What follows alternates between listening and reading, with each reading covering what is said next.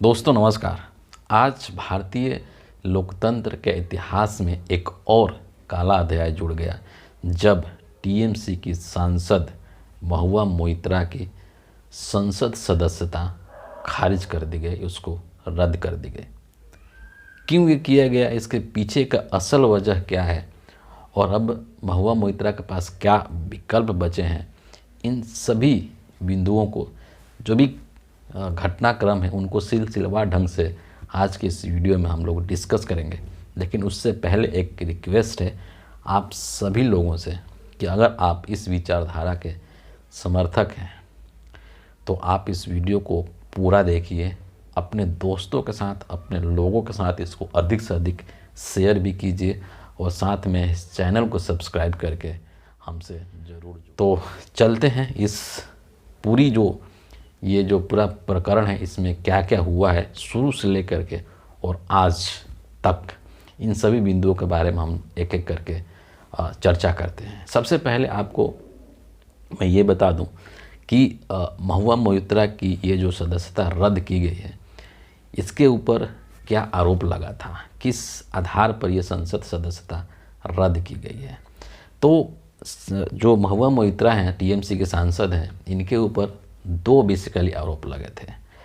आरोप नंबर 1 कि cash for query है ना, यानी कि पैसा लेकर के सवाल पूछने का आरोप। और दूसरा जो था कि इन्होंने अपना जो लॉगिन पासवर्ड है, जो संसद का जो लॉगिन पासवर्ड होता है लोकसभा का पोर्टल का, वो लॉगिन जो है वो किसी और के साथ इन्होंने शेयर किया। ये दो आरोप इनके ऊपर लगे थे। और आरोप लगाने वाले कौन हैं, तो आरोप लगाने वाले बीजेपी के एक पर्सन है जिसका कि नाम है निशिकांत दुबे, जो कि अक्सर अपने अनाप शनाप बयानों की वजह से चर्चा में रहते हैं। ठीक है, तो अब जो है ये जो दो इनको आरोप लगे हैं कि कैश फॉर क्वेश्चन और लोकसभा पोर्टल का लॉगिन साझा करने का, इसकी हकीकत क्या है। ठीक है, सबसे नंबर 1 चीज़ की जहाँ तक बात है कि कैश फॉर क्वेश्चन है ना, यानी कि पैसा लेकर के सवाल पूछना ना, मतलब कि ये आरोप लगाया निशिकांत दुबे ने कि महुआ मोइत्रा पैसा लेकर के सवाल पूछती हैं। अब ये चीज़ क्यों लगाया गया, इसके पीछे क्या वजह है, इसके पीछे का जो मुख्य वजह ये है कि संसद के अंदर महुआ मोइत्रा ने जितने भी सवाल पूछे हैं उनमें से मैक्सिमम सवालों का संबंध उद्योगपति और नरेंद्र मोदी के परम मित्र गौतम अडानी से है। और इसमें एक ये और आरोप लगाया गया महुआ मोइत्रा के ऊपर कि एक जो व्यापारी हैं दर्शन हीरानंदानी, उनको कहने पे, यानी उनके लाभ के लिए और साथ में नरेंद्र मोदी और गौतम अडानी को उनका इमेज ख़राब करने के उद्देश्य से महुआ मोइत्रा ने दर्शन हीरानंदानी से पैसा लिया और उसके बदले में संसद में सवाल किया। आप समझ सकते हैं कि अगर अडानी के ऊपर कोई प्रश्न किया जाता है तो मोदी की सत्ता किस तरह से तिलमिला जाती है, भाजपा के नेता किस तरह से तिलमिलाने लगते हैं। और जब आप इस तरह के सवाल करेंगे तो जाहिर सी बात है कि आपको इसका खामियाजा भुगतना पड़ेगा। और आज वही हुआ जब संसद की सदस्यता रद्द कर दी गई महुआ मोइत्रा की। याद कीजिए कि इसके पहले राहुल गांधी की संसद की सदस्यता किस तरह से खारिज की गई थी, उसमें भी यही हुआ था। जिस तरीके से, जिस तीव्र अंदाज में, जिस प्रखर अंदाज में राहुल गांधी ने जो बहुत ही कड़वे सवाल किए थे गौतम अडानी को लेकर के, उसको मोदी सरकार झेल नहीं पाई थी। और मोदी को, सरकार को ये लगने लगा कि अगर ये पर्सन, अगर राहुल गांधी संसद के अंदर होता है तो फिर इसी तरीके से ये बहुत ही तीखे सवाल मोदी सरकार से करेगा जिसका कि जवाब मोदी के पास नहीं है। और इसीलिए आनन फानन में उनके ऊपर मानहानि का केस लगा करके और संसद की सदस्यता उनकी ख़त्म करा दी गई थी, जो कि बाद में सुप्रीम कोर्ट के माध्यम से पूरा बहाल हुई। इस मामले में भी यही हुआ है। राहुल गांधी के बाद, संसद के अंदर राहुल गांधी के बाद अगर अडानी के ऊपर सबसे अधिक किसने सवाल किए हैं तो टीएमसी के सांसद महुआ मोइत्रा हैं। और ये चीज़ नरेंद्र मोदी को और बीजेपी को एकदम बर्दाश्त नहीं है। मतलब होता है ना कि किसी के दुखती रग पर अगर हाथ रख दो तो वो तिलमिला जाता है। वही हाल है कुछ बीजेपी का और नरेंद्र मोदी का कि गौतम अडानी इनकी दुखती रग हैं, और गौतम अडानी के बारे में अगर कोई सवाल करता है तो ये उसको बर्दाश्त नहीं कर सकते हैं, और इसीलिए इनकी संसद सदस्यता समाप्त की गई। और सबसे जो मज़ेदार बात ये है कि जो ये लोग आरोप लगा रहे हैं कि महुआ मोइत्रा ने पैसा लेकर के या गिफ्ट लेकर के सवाल पूछे हैं, उसका कोई प्रूफ नहीं है, उसका कोई प्रूफ, कोई सबूत है ही नहीं, कोई एविडेंस है ही नहीं कि महुआ मोइत्रा ने पैसे लिए हैं या कोई गिफ्ट महंगा लिया है। कोई सबूत नहीं है, बस हवा में ऐसे ही आरोप लगा दिया गया। और चूँकि सत्ता जो है हमारे पास है, हमारे पास ताकत है, संख्या बल है, तो हम कोई भी आरोप लगा करके कुछ भी किसी के साथ कर सकते हैं। ये वीडियो थोड़ा सा लंबा होने वाला है, लेकिन आप सब ज़रूर इस वीडियो को पूरा देखिए, क्योंकि बहुत ज़रूरी है आपको ये चीज़ समझना, पूरे देश को समझना कि किस तरीके से सत्ता का जो पावर है, सत्ता का जो शक्ति है, उसका दुरुपयोग कर रही है मोदी सरकार। और दूसरा जो आरोप लगाया गया है कि लोकसभा पोर्टल लॉगिन करने वाला साझा, तो उसको लेकर के कोई नियम ही नहीं है कि उसके आधार पर आप किसी की संसद सदस्यता ख़त्म कर दें। और जितने सांसद हैं देश के अंदर, लोकसभा के अंदर, उनका जो पोर्टल है वो उसको कहाँ कहाँ कौन कौन लॉगिन करता है, उसको कैसे हैंडल किया जाता है, इसका रिकॉर्ड है कि सरकार के पास?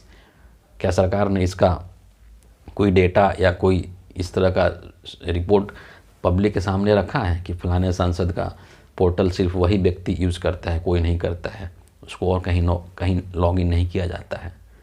तो ये कोई आधार ही नहीं है, ये आधारहीन है। और इन्हीं दो मुद्दों के आधार पर, इन्हीं दो आरोप के आधार पर एक संसद की सदस्यता जो है वो समाप्त कर दी जाती है, जो कि इस लोकतंत्र के लिए, भारतीय लोकतंत्र के लिए एक बहुत ही खराब दिन है और ये शुभ संकेत नहीं है। इसके बारे में हम लोग अब इसके आगे जो है, अब आरोप तो लग गया, संसद की सदस्यता भी इनकी चली गई, लेकिन इस बीच में क्या हुआ है ना, आरोप लगने और संसद की सदस्यता खत्म होने के बीच में क्या हुआ? जब निशिकांत दुबे ने इनके ऊपर यह आरोप लगाया कि इन्होंने इस तरह की चीज़ें की है और ये इनकी जांच होनी चाहिए, इन्होंने लोकसभा स्पीकर को, जो कि ओम बिरला है लोकसभा स्पीकर, उनको एक चिट्ठी लिखा, उनको अपील किया कि इन्होंने इस तरह की काम किए हैं और ये इसकी जांच होनी चाहिए, है ना। उसके बाद से स्पीकर जो हैं लोकसभा के, उन्होंने आनन फानन में एक कमेटी बैठा दी, एथिक्स कमेटी, जिसका कि नाम आपने सुना होगा। उस एथिक्स कमेटी को ये जिम्मेदारी सौंपी गई कि आप जो इस पूरे मामले की जांच करेंगे। और इस एथिक्स कमेटी के जो चेयरमैन जो हैं वो बीजेपी के एक नेता हैं, जिनका कि नाम है विनोद कुमार सोनकर। ये इस कमेटी के, जिसमें कि शायद 15 सदस्य थे, उसको चेयर कर रहे थे, उसके चेयरमैन थे विनोद कुमार सोनकर।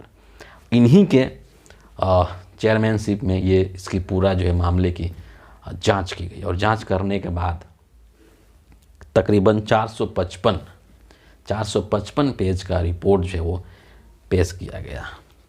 और सबसे जो एक महत्वपूर्ण बात ये है, और सबसे ये बड़ी विडंबना है कि 455 पेज के इस रिपोर्ट को पढ़ना आसान तो नहीं है।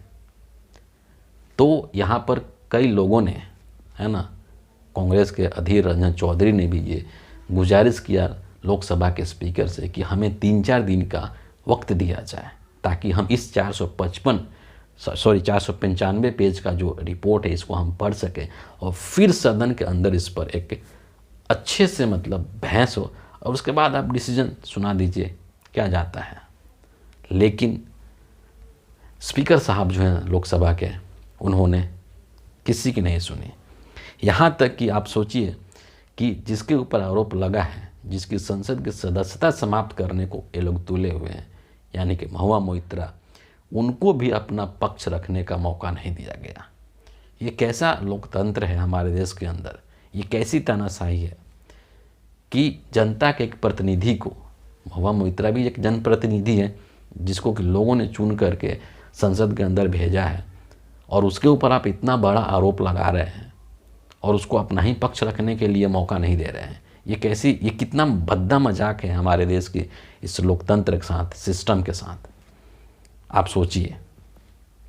तो नहीं तो जो सदस्य लोग हैं, जो खास करके जो अपोजिशन पार्टी के सदस्य हैं, न तो उनको मौका दिया गया और न ही जिसके ऊपर आरोप है उसको अपना पक्ष रखने का मौका दिया गया। और ये सारा जो मामला है ना, ये इसको एकदम त्वरित गति से ऐसे निपटाया गया और जैसे लगता है कि अगर ये नहीं होगा तो पता नहीं क्या भूचाल आ जाएगा।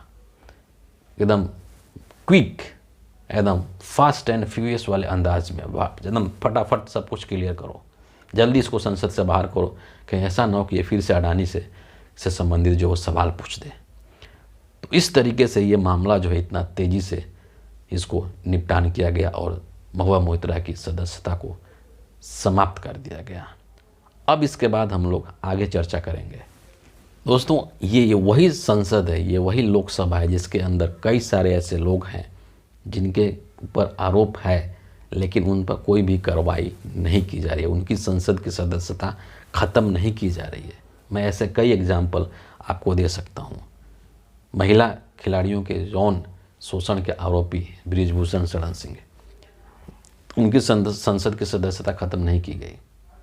इतना ही नहीं, आपको याद होगा कि किस तरीके से रमेश भिदोड़ी ने, जो कि भाजपा के सांसद हैं, उन्होंने भारतीय जो बीएसपी है ना, उसके एक सांसद दानिश अली, उनको लेकर के किस तरह से सांप्रदायिक टिप्पणी किया था, भद्दा। लेकिन रमेश भिदोड़ी के खिलाफ कोई कार्रवाई नहीं हुआ है, जबकि महुआ मोइत्रा से पहले का ये मामला है, लेकिन अभी तक उस पर कुछ नहीं हुआ है, उसमें कोई प्रोग्रेस नहीं है। इतना ही नहीं, साध्वी प्रज्ञा सिंह, जो कि बम धमाकों के आरोपी हैं, उनकी संसद सदस्यता नहीं ली गई। और ऐसे कई लोग हैं बीजेपी के अंदर जिनकी की संसद सदस्यता समाप्त नहीं की गई। क्यों? क्योंकि वो सत्ता पक्ष के हैं। लेकिन विपक्ष का कोई भी व्यक्ति जैसे ही अडानी के ऊपर सवाल करता है, तुरंत नरेंद्र मोदी जो हैं तत्काल प्रभाव से उसके ऊपर कार्रवाई करते हैं। राहुल गांधी, महुआ मोइत्रा इसके ताज़ा एग्जाम्पल है। इतना ही नहीं, आप आम आदमी के उदाहरण देख लीजिए, संजय सिंह को कैसे इन्होंने जेल में बंद करके रखा हुआ है। तो सवालों से इन लोगों को इतना डर है कि अगर मेरे ऊपर कोई सवाल कर देता है तो हम उसको बख्शेंगे नहीं। क्यों? क्योंकि हमारे पास उसका जवाब नहीं है। नरेंद्र मोदी के पास, बीजेपी के पास उन सवालों का जवाब नहीं है, और इसीलिए जो लोग इनसे सवाल करते हैं उनको ये लोग संसद से बाहर का रास्ता दिखाने का पूरा प्रयास करते हैं। और चूंकि इनके पास संख्या बल है और इसीलिए जो है इसमें ये कामयाब हो जाते हैं। बिना किसी डिस्कशन के, बिना किसी बहस के सीधा सुनवाई, सीधा कार्रवाई, ऐसा किस लोकतंत्र में होता है? ये सोचने वाली बात है। अंत में वीडियो को हम यहाँ पर लास्ट में कंक्लूड करना चाहेंगे और उसमें दो चार बातें हैं जो बहुत ही महत्वपूर्ण हैं। इतना सारा कुछ होने के बावजूद जिस तरीके से इनको संसद से बाहर कर दिया गया, लेकिन महुआ मोइत्रा के तेवर पर है ना किसी भी तरह की कोई नरमी नहीं है। संसद से जब वो बाहर निकल कर के आए तो उनके साथ विपक्ष के सभी नेता, सोनिया गांधी तक उनके पीछे खड़ी थी। और बाहर आकर के, संसद के बाहर आकर के जब वो संबोधित कर रही थी मीडिया को, महुआ मोइत्रा ने, तो उसकी 4 बातें, बहुत सारी चीज़ें उन्होंने कही 2-3-4 मिनट के वीडियो में उन्होंने, लेकिन उसकी जो 4 बातें हैं ना, 4 पॉइंट, वो मैं आप लोग के साथ ज़रूर शेयर करना चाहूँगा। महुआ मोइत्रा ने कहा कि मैं 49 साल की हूँ। अंग्रेजी में उन्होंने ज़्यादातर चीज़ें बोली, ठीक है, उसका हिंदी रूपांतरण है ये। महुआ मोइत्रा बोली कि मैं 49 साल की हूँ और मैं अगले 30 साल तक सदन के भीतर, सदन के बाहर आप लोगों से लड़ती रहूँगी। मैं गटर में लड़ूंगी, मैं सड़कों पर लड़ूंगी। दूसरी बात बांग्ला में उन्होंने कहा था, जिसका कि हिंदी ट्रांसलेट है कि लोग आपका अंत देखेंगे, यानी कि बीजेपी का अंत देखेंगे। आपके पास पंजाब नहीं है, आपके पास, हमारे पास सिंध नहीं है, द्रविड़ आपका नहीं है, उत्कल आपका नहीं है, बंगाल आपका नहीं है, आप कहाँ से हम पर राज करेंगे? आपको एक शक्तिशाली बहुमत कहाँ से मिलेगा? एथिक्स कमेटी, तीसरी जो बात इन्होंने कही कि एथिक्स कमेटी के पास निष्कासित करने का अधिकार नहीं है। आपने अर्ध न्यायिक अथॉरिटी की अधिकार लिए और मुझ पर कार्रवाई कर दी। आपने प्रक्रिया का दुरुपयोग किया है। और चौथी जो बात है, उन्होंने जो कहा है कि ये आपके अंत की शुरुआत है, हम लौटेंगे और आपका अंत देखेंगे। विनाश काले विपरीत बुद्धि, this is the beginning of your and. और जिस कड़े तेवर के साथ उन्होंने अपने वक्तव्य को रखा है, इससे यह पता चलता है कि वो जो है, वो लेडी जो है वो बहुत सही है, उसके अंदर नैतिक बल है, तभी जा कर के सत्ता से वो टकरा रही है। जो कमज़ोर होता है, जिसके अंदर नैतिक बल नहीं होता है, वो कभी सत्ता से सवाल नहीं कर सकता है। वो सत्ता से डर करके उसके हाँ में हाँ मिलाना शुरू कर देगा। लेकिन जिसके अंदर नैतिक बल है, जो सच्चा है, जो ईमानदार है, जो कर्तव्यनिष्ठ है, वो कभी सत्ता से डरता नहीं है। और उसी का परिचय आज महुआ मोइत्रा ने दिया है। और कई ऐसे अवसरों पर देखा गया है कि महुआ मोइत्रा जो अपने आलोचनात्मक रवैये के लिए और अपने कड़े तेवर के लिए और कठोर सवालों के लिए जानी जाती है। और संसद के अंदर भी और संसद के बाहर भी इन्होंने कई मौक़ों पर बीजेपी को असहज किया है अपने सवालों से, और उन्हीं सब चीज़ों का बदला लिया गया है इनकी संसद सदस्यता को रद्द करके। अब आखिरी बात जो ये है कि अब जो है, जब ये सब कुछ हो चुका है, तो अब महुआ मोइत्रा के पास क्या विकल्प है ना? क्योंकि अभी तुरंत जो है लोकसभा का चुनाव संपन्न होना है 2024 के अंदर। तो अब ये क्या कर सकते हैं? तो अभी तक जो मतलब निकल करके सामने आया है, उसके अनुसार यही पाया गया है कि अभी जो है ये कोर्ट में जा सकती हैं। संसद के इस जो कार्रवाई की गई, इसके खिलाफ में ये कोर्ट में जा सकती हैं। और फिर जो ये मामला कोर्ट में जा कर के, और वहाँ से क्या फ़ैसला आता है, वो फ़ैसला अगर इनके पक्ष में आता है तो इनकी जो सांसदी हो पुनः बहाल हो जाएगी, और इनके पक्ष में अगर नहीं आता है तो फिर ये देखने वाली बात होगी कि अगला जो लोकसभा चुनाव है वो ये लड़ पाएंगी कि नहीं लड़ पाएंगे। तो ये जो है आने वाला समय बतलाएगा कि इसका क्या परिणाम निकल करके सामने आता है। फ़िलहाल इस वीडियो के लिए इतना ही है। आप सबका बहुत बहुत धन्यवाद।